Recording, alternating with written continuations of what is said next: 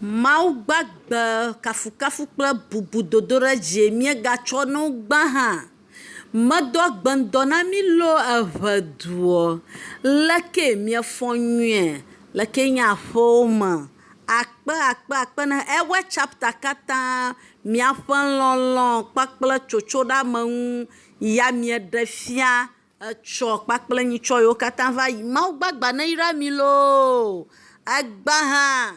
mienɔ anyi. Amekpekpe le gbɔnye afia. Meɖe kuku mieɖo ŋku Reverend John Hodzidzi ava ƒo nu na mí tso trɔ̃koshi kple nanewo ŋu va yi. Egba hã Mawu ƒe amelɔlɔ ta nya si egake ŋutsu ya metɔna ɖe teƒe ɖeka o. Medzi fia dzidzi Mawu ƒe amenuveve gba. Nye ŋutɔ gblɔna be gbɔna kpe ge kɔ ezɔ mɔ ʋu Mawu dɔe fiafi wògbɔe yi. Miedo woe zɔ nɛ le Aƒetɔ Yesu Kristo ƒe ŋkɔ dzi. Egba ele afi ya miebia question gbogbogbogbo aɖewo nye metsi ɖe ʋe mo nye menye nu geɖe o. Miebiem tso dekɔnuzã ɖuɖuwo ŋu abe hogbetsotso, agbelitsizã, asafotu kpakple etezã. Miebia question tatata ɖe wonyo na xɔsetɔ be ne yia. So ya menye ame aɖewo yɔ do dziku be pe edzi be yeaɖe dekɔnu nua ƒu gbe yi ke nye tradition. Ye ne dzi be yeako yevuwo ƒe tradition ke nye Mawu subɔsubɔ kɔve. Reverend le mía gbɔ fia aɖe ɖohi aɖo leke metrɔ ge.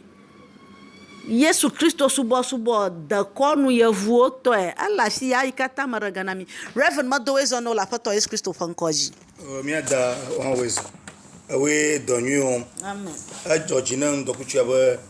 míegava ɖeka wɔ me be nuyiwo nye magɔmasewo le li tso míaƒe dukɔ me míagadro me ŋdɔkutsu ya be Mawu ŋusẽtɔ be ŋkɔ naga yi dzi. Amen. Amen. Yo megado woe zɔ na wo ke. Mekui. Aha. Medzi be mabie nya vi aɖewo tso míaƒe dekɔnuzãwo ŋu. Reverend meɖe kuku edze be xɔsetɔwo míayi ɖe dekɔnuzãwo ɖuƒe. Ele magblɔ be alo awo. Ata yi azãɖuƒe gake babia nye be ne yi azãɖuƒe ɖe ta ɖo dzim ke le asiwò na azãɖuƒe. Yema. Ɖoko la be wonye kristotɔ pastor wo ekpom wo gorovodzu ƒom alo yeʋeʋu ƒom wo ada ƒom alo wo agbowu ne be agboɖuƒe ma nka be ave wɔ le agboɖuƒe ma. Biabia nye be kɔsiɖa gbeɖo aɖo be kristotɔ ƒoƒe na mɔ subɔ ge eŋu na ada vɔ ɖe abɔ ava tsɔtsia. Aho. Ne ŋu na mɔ tsɔtsi ƒe kɔ nka wo wo hã he nane ʋe kpɔ yi wo ba he me ye ʋe kpɔ mo. Ne nye be kafla srɔ̃ nyɔnu alo ŋutsu nye vodzusi alo husuŋ ye yo ƒe mu ƒo ne be ayi kpɔ me hã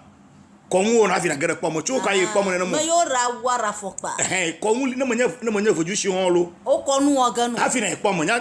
nɔnyo be dɔm le nɔnyo dzigba fi dzi ya mamlɛ li ela gbe. Esrɔ̃ vodzu sojisi na ne. No ʋe ƒo ga me tso ka ge ɖe kpɔ me la. Edze be wo nana. Edze be wo nana. Ela be mi yɔ dzɔ le kpɔ me medze be na kpɔ teƒe abe ahea no. Ŋutɔ gblɔ husi megblɔ katɔ. Ta nke vide ke na kpɔ be ne enye kristotɔ wo be wo asafotu fiem alo odzura nye be wo le tsi ne. Wo le tsi ne. Odzura dzoari la odzura. Wo odzura festival yi. Aboatsri. Mo kata de vide kae wo nye ne wo kristotɔ ne be akɔ ɖokui aƒo ɖe ŋmɔ me. Mi tso be xɔmɔ ɖum le gɛ wo ɖuɖum kple tɔmɔ. Nya ƒlɔ tɔmɔ nye. Aƒlɔ kɔ ame tsɔ teshi. Miɔ na kɔma be xɔmɔ ane. Efia be teshi ya le gɛ fia. Ke le flaboa hã. Kla ne ko ta ko mu ɖeka ko miɔ na. Ale be xɔmɔ ma gblɔm wo la kpekple alo yakaeke mɔ mi ɖu la miaƒlɔ yakaeke. Yo dana kple tɔmɔ. Hafi ona dukɔ na do yakaeke alo teshi tɔ mi adu ŋa la ƒe ma. O yina ʋedukpɔa me. Ade. Sama ʋedukɔ. Edze ma de, tadi ma de neke ma de, ami koe le me. Wa koe savɔ ana ʋedua ɖugba aƒo tsi ɖe anyi. Hafi miava da miatɔ le aƒe ma ɖu alo miakɔ kpɔtɔ aƒe ma va ma na dukɔ ɔva ɖu efia be ne hɔn ɖu nene be ŋua kɔa eɖu vodunu kple vodue ma oh elabe me kafla mataglo etso aƒlawo etso gbagblã tɔwo be kɔm le vovo magbagblã tso kɔ ava ɖu tetsitɔ be hɔmɔ kplo wa ɖu be ŋuwo ɖi o tena ŋɔ sɛ fia etsɔ nyako ko ne etsɔ nyako le gbati ye lãsibitɔ bubu legbati le sibitɔ mu ɖeka wɔna vɔmɔ du ɖeka ko mo tsoa du ɖeka ko mi tso ta nenema le ma ta azamɔ katɔ ɖuɖu ma meka wa zã ɖum na meka be ŋkɔ dodo ɖa dzi meka be ganyenye ɖe mu le afiam mi tso le kpɔ ɖe ŋu me o ɖuna teza elabe etegble dena etegble hafi ɖu te ok ke fia be tegble dede ma yɔ zã ɖum ne ete lo zã ɖum na teza zama gbomo la no da ta de ete ko na ɖuna me vojo ko na ɖugba fi o da ko no vojo be na be eƒe ya me yo de tegble wo nyue ta lo ga wo nyue wu ya me ta yo ndoa yi to yoro nero yi ta yo ne do na mo nyue na mo do na akpe ne ya akpe dada yo na akpe ya inya zã ɖu akpe dada no vodu o akpe da vojo be na be tijane yo be yo ga de tegble nyue ne ga nyue wu ne ma to go be chi me ja ha ete de wo no yo la be vodu we ala be mi po mbabla wo ma vodu li na ete ebli nku shanku kwa vodu li ne abre ke mo gro no ndi abe bal vodua enye vodu ke alo tro ne kpona fertility na be ajijime na dagble wa jeji mana Elijah be gama ododo moju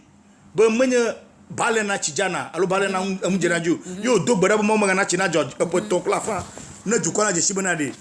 ma we na chijana na yo mo de gbo chi ma jago vodure ke muselma vodure ke shi ma un sakato even am voju subon kro ha no amade uga kro ha o glo mo so police ha na pere yonchi togbi no korechi maraku reverend so bolisa yare nke wonya voju ba mli ma nko tamanya ma nko nya so bolisa figo ko so bolisa oh avoju ba mli ma vodu ba mli ma amli ma chimole sogbo voduara le mia do no yo ba sogbo do ko abona mi no gbedona ba mawu sekato mawu ojifo planigba Jehovah Jireh Shaddai le fugboma ye ko vodua to nya sogbo lisa me lisa ma ye honkwa lisa ko mo ko lisa shi kata ye honkwa tana bo fuju sogbo lisa sogbo ha ye be ka ye ban ko pomo la ro mo ko pomo lo do oh ta samo kata mahion nya mga no puji ga ke mga ru popole alo ya kaike ngore ke po ala ba mahion ne ya ke dro mada ke ka puma do manya bli ya kaike lo aro gbali mo ya kaike ha ya togo mi ada toruna ko wuna ja ma bli mi ya ke nto ya bli ka ke popole ya ma ya kai kuma agbali mi abli to ebli o rani ba ya kai ke o da ya kai na akwa mi jereje jemalamu tadi malamu ha mu no mana kamalamu vodu ndu do mo dana je peta di ori nkata vodu ba koy vodu mo do tadi plezo aw yeta la nglo mo kro na maku o boy yodoji na ndu gana ma yodoji ha o no fo ku a biwa di ya la nglo ma no donga zama amiga ba nyata le toviu mi anyi noga ama me fo nyom de kan tureka daga yi mi awofo bo yodoji no bo chonga ma hi sure o nduga mi maduga mashiko wa du ade ko na kono dun le yodoji ke avo potua e o dar fo mo yoko apomo ne mi akro me ke mi awofo lo mi anonu me ka ma to masolo mi adon na du ma ko kuga yenya no bi ta mukata trombo mukata manya munya Kristo to mi akomero ku yo cho zadu buon mukata kwa za o msanwi ogbo won kwa vo tro subo bo na reverend magbona aji ba ya gblo na afia sana je goma o nu dari ho o nu le trompe nu ka wo na abo le podon mo kpekpele mama le dzotoƒo kple tɔ be wo be xɔmɔ we are hooting at hanga yo li do ɖe edɔwame ta edɔwame ɖo dɔ li ɖe dɔwame ta me ɖo wɔ adɔa yenye lia no do xɔmɔ gome nye be xɔmɔwɔ yo li do ɖe edɔwame ta homo adɔwɔ xɔmɔwɔ yo li de we are hooting at hanga edɔwa ɖe ɖo dɔ li ɖe ta me dɔ wɔna mawu na yira wa tsi ŋdɔ adzedzi no wa ta abosamu do ko va ble mi ko trɔŋu gbokpɔ kɔkusi be ŋua me bibla mo la First King chapter 18 ta azamo kata du mo la mu shamu ko o mo le gota o mu shamu le ko mo va yi Reverend maraku kɔkusi to ya nyankela re mara na be gagba o nya o li avodu re kɔku gagba kɔku shima kɔku vodua kɔku mia gbɔm fia o ina belega ame ne kula fuma ame ke kula fuma nya fum le mia de manya na mia gbɔm mia de la plawa plenega me fe no anyi ame ke ne ku kpata alo ni go fuma ku momo no kuwa mo ina mochiro le chama mo ina mochiro no bu kwa no yi mochiro ha no chu mochira kwa amadipe wa gbadon ge msham yo za le fuma no na ga o na dudum de kama po vago fuma ko msham kaka ge le kwa evon ple subo me ga jo azun be wo chiri ma nya sara ho wona ye wona nya ko if ya ma subo alita e ne ba maku fu maku ha o di mo chiri o ko church ko mo kle tomo Kristo va ku de mo katata ku pata mo kata Kristo ku ta azama kata to dun ogbechocho homowo sa fotu fimu ojura ngomola jikwe over cloning owe yokule ojura yojura Yesu Kristo ba pour miamu vota le chika to bi Reverend adusa do jikilete kanya to gbo pa jikwi jikwi makata gbomo le fia ha ma jikwi pro konyo jikwi via de konyo lo yamo donago le fia enye jikito o no pokpona ji o mo no na ji on jikite de ko na o li dadi jikwi ma le bolo mama na kwa joa yo kora na devie kema de shinchu aba virgin wanongo na ba tu de dimo ekpori dimo na de ke ma kugo ma devie ne koma yengo no go alaba na ba jo no ko jikwi ma ko akodu mi ajema alaba jikwi ma fo na ma alaba amoko li afo na abatron ana ta me ne kwe o do yuro ga yu agun data ta mo me ne kwe that moment le yi mama me ganya me beto gbogbo vali nyon gbogbo li oli o lengona ba devi ke me nyam de ko anya ba ngono la gbogbo mo nye aro ado ezevi etana mo to jodo mo ejo mo chi gbere ke gbo na jo ma chi ko abashimi elita ye shike fia shikpiala fiazikpia no na eno shikpibe ko mko so ite aji enye fiazikpia to o mo no na ji o kako ga bona bubu fia o dare fia bo ngogbo fuma never papo no jikpiji petom camouflage ya nwi kwe nwa to le fiazikpia ko mo ya amerika mo ponu ejito fia ba ma avodu amagbeto ko li la amagbeto ko li fiazikpia beto ba ji yo ko le nya evelia de fia po mo tso eglin beto ba ji yo ko le tanya se no gbon ni kwa beto le fuma tanya se no gbon kwa asani ta de ko mo ga to no ga mu sham o ne le vodu pe mo trompe mo na mu sham keke afia ba drogo to no mo ga to mo le ya o mu sham bo ho do ko la bo o wo le gbogbo mo o mo di zo aboko ija mo no po ba aboko jiwa o gbon o ba ivo ta jegere mo gbon nyamo ha moto mo le gen mo gbon bo ne peuple droit de la pomme gabe be du peuple mal Jamestown allo te chalo ngo ma hian ne peuple droit na rek malamu ne peuple droit to dojo ka da chi mo no kumra je mo la ma na rek malamu mo be ne peuple droit nka da cha na ka malamu la ko mo na ka malamu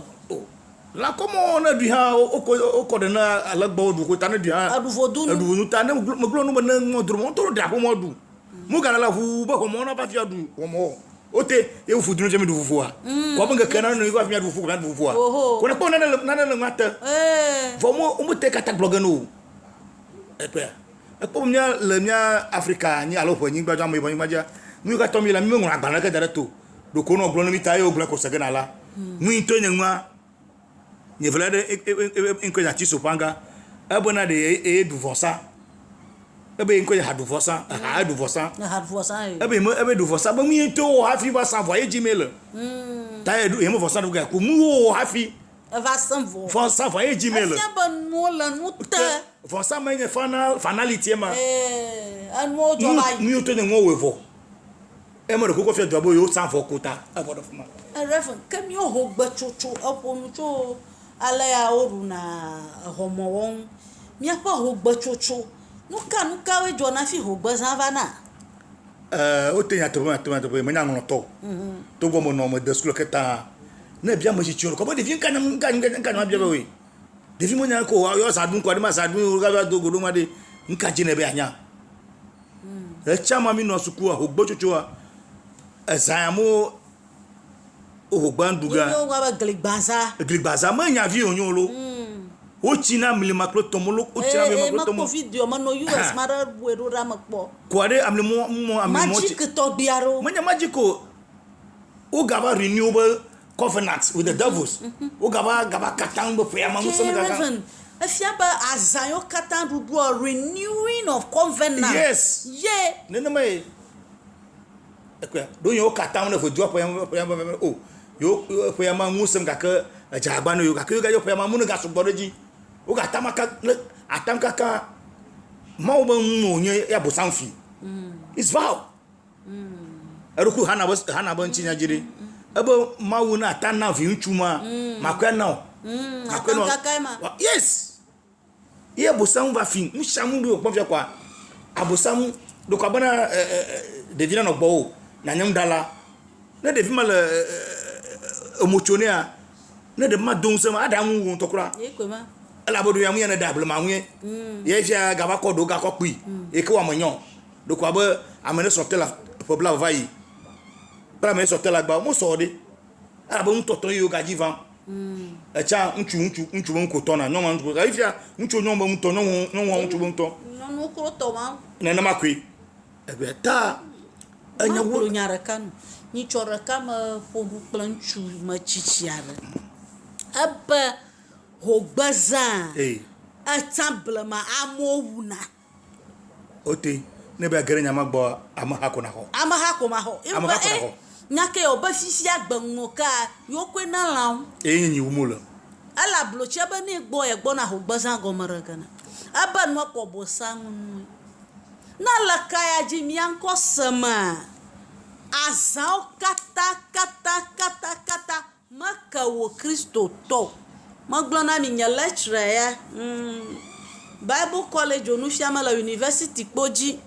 aba azara sharare odwe hogama ashe drora hiha afi wawo navajo aba shipora ramo ba ye fasaru pa reverend na ko fo inu yo gbere nu ka ogbon na mapa gbamo aba hosato awe ave subo vodu ga trogbo na yiko chipura nyi planu kata o ha ve garama maima wo ko nu resharo ha ve garama fisiare na trogbore nu ka o glanga o tena do kujibe emi dogole o dopa mo no je don chu pastor ayo moto non vi de tu biviade e de somo vijimu e faut ton point ne pas ton o il conduit o mchan dopo ye passa va que de lo que je vais adogbada e ma va pour kuribe que devia ko pa marcher qui on to fanti toro bien na ba yewu ana ale ba bo yi fatu afache ye amachichi are pe yo driver mete de go yo di le gbogbomo ta fa mo so nya mo so do do afu ya amubu so adofu ya ta ma so ma ora ye mo so ta da ma le gbogbomo ta va se de kemo chuka ma divi poka e fo va do gbera tu kafi e po na jengo ko fa fofu divi ta na ya sama te po ma nya bi onyolo amara to dure va ho to duga ya mi dungo doni ata o sajo un shang le mo o no no no atempo ne koku sambo fo akpone de o dara tuku ya mu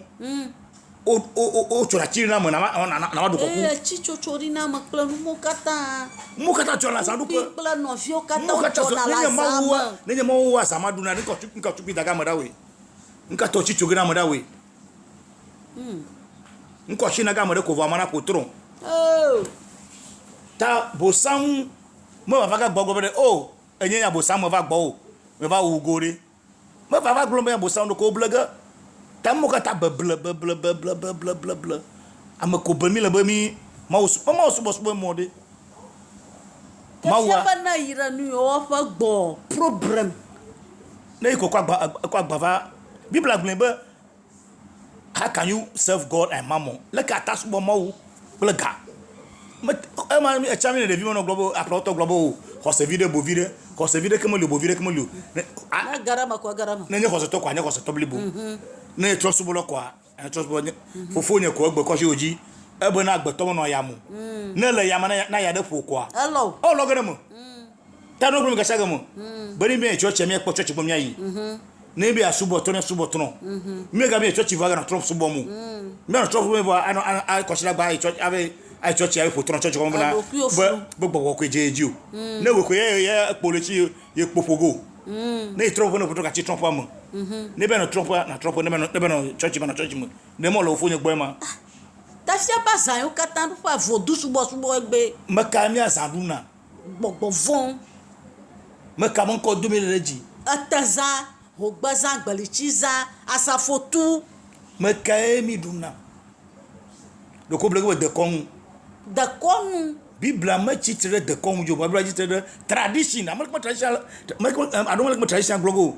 amon to bododo no be de comme jo ba mi jo bododo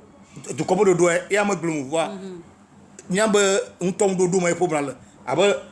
to ko bododo nyamba ne be de nyonwa e me na biata mo nya Kristo to mo na mo ne ma la blama do ko non da ko to mo biata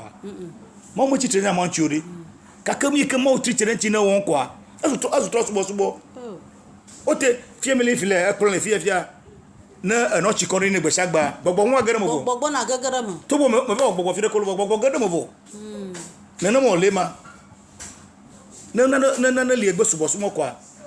agbobo ye mo wu amanu ye mo wu gbonu ye to kwe no go chikori ne ko gbogbo gagara mo gbogbo mo no go ndi abana na da fo pa ifile ye mo do fo po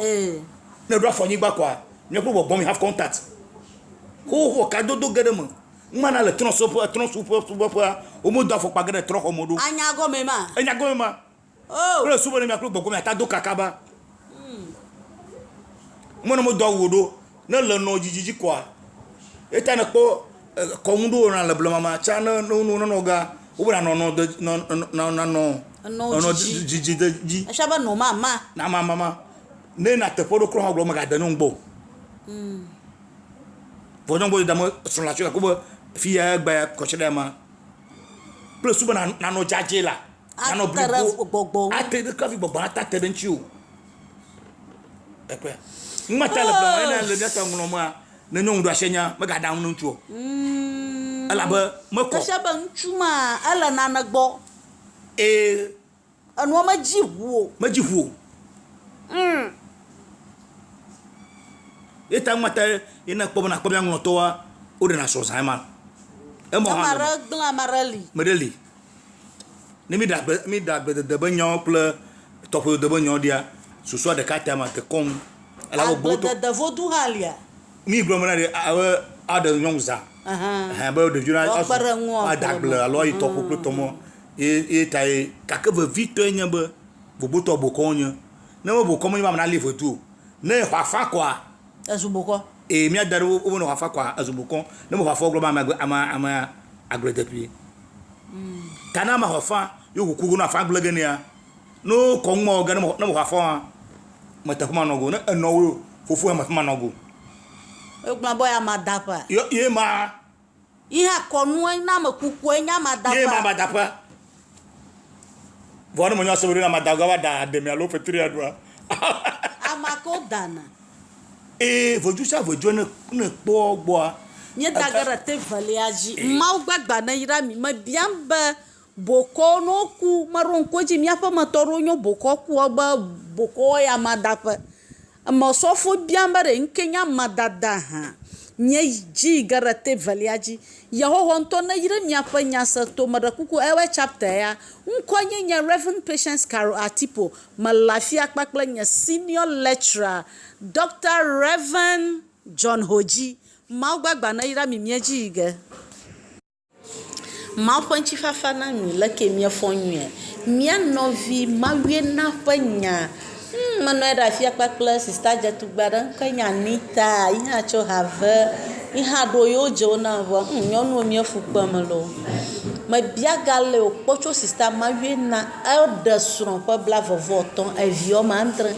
fifi anchube magaji mo akwai o cho fo kla de viorama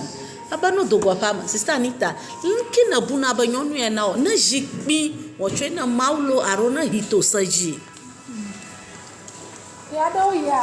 ale be na zikpi na chone mau ya do ya ale be na kwe to asaji aka in the meantime na te gbada na bia mau pe na defia na mau wanda jime na kwe to senwa kana kwe to na kana mau me lo na zikpi na okpon apa mau fa de defia na akpo mau fa de defia nui ka mau defia wo wena na ma na mau ba na jikpipo ya o vara wo na jikpipo ka kana ba na pleto saje na nya we de sister Anita nke na o na nya ya ma pleto saje yes court ala bela easy 25 years 25 years, right? 25 years of marriage, and it's not marriage, but a relationship, and then six children came out of it. Seven children came out of it. Vanoviola malu. Vanoviola haleme. Inchwale wa mala. To me, I'm a crowd. Asa vava. I'm not going to let me kuna. I mean, the Brahma only ne usene ne kwetu me doboe. Sufiare dada. Ikanya chua jilaure kina kpoba wo manu ya mafia wakata ojabo bucho pa ko ma va kora pa ya me no crowd nchua lagbe me ne be ku nchua ewo wila alagbe la ma ku la ewo wila ma wo na na ka na ma oh afu be ma chi o ba fi afi ko 52 ka ebi egba to ma gbo ne be ne wo wila da pa jiwa evi chichi la shi ko 25 kana ebi ne ko ne be ma mora ka ogola abe ma ogo yanto etu yo pa na dogo pa ma kla de fio ye vio ha no dogo de vio kra ma klo da blosia le po because of the second woman ikala blosia nya blota npe ta fi no nya na nya zia chichi are nke na ten o ya ko 25 lo at the university of dogo wo do for 3 years if you na masters for what everyone for me for be never will, because in life anything can happen. In case I got to make bear. Ejila mama na yon ka forget that mama. Ni makaraji. Ta be share to na wa will. Bakple de nonu la blosia o wedding na ya lo ma ye akoma soro ko nyora. Oh, that's akoma so ha. Oh, akoma so banta. Oh, yeah, how can hold the responsible. How can hold the return. It's a marriage. It doesn't really matter. It's also marriage. Ta attention akoma de ko musoro ha. Akoko a fighter. Exactly. I'm on the crowd. I'm on coffee. I remember I saw a lady with pregnancy at court when the man has not found the necessary rubber was misbehaving. The lady was coming to court with pregnancy. That I have a case. Just to fight. Just to fight. That she has a big case. Yes. The people I have a very, very big case. I have a very big case. Yes. Mauna ira onyejiga. Miato sister Anita panu koi ma miesa. Iha nya yo kpocho no nwema. Aba ya yo nya court ko yoyi. Ala ba viandran. Apa blavo voton. I have a very big case. Judge the shadow ruled ga in ipa favor. Bakla na nya ye nya viagbanton ha ya yo efofo gbe ne ba na wo will. Aha, nama wo wilo ka furaga na ayo. Miato laki hana kwacho anuru fa ko valo mala restaurant. Ye malisa san. Ye nto ha royo jona badodora hia. Jeva minyon no kata. Miacho miaro kwina mawala ba bosango. nu yi wòva wɔm fia koe nye ya gblẽ esrɔ̃ kple srɔ̃dome axɔ gamewo si awɔ nuveviwo nɔvinye fi ke hã nele wo hã wònya biabiawo neva kpakple medzi be mase wò nuƒo mawo ne yra o.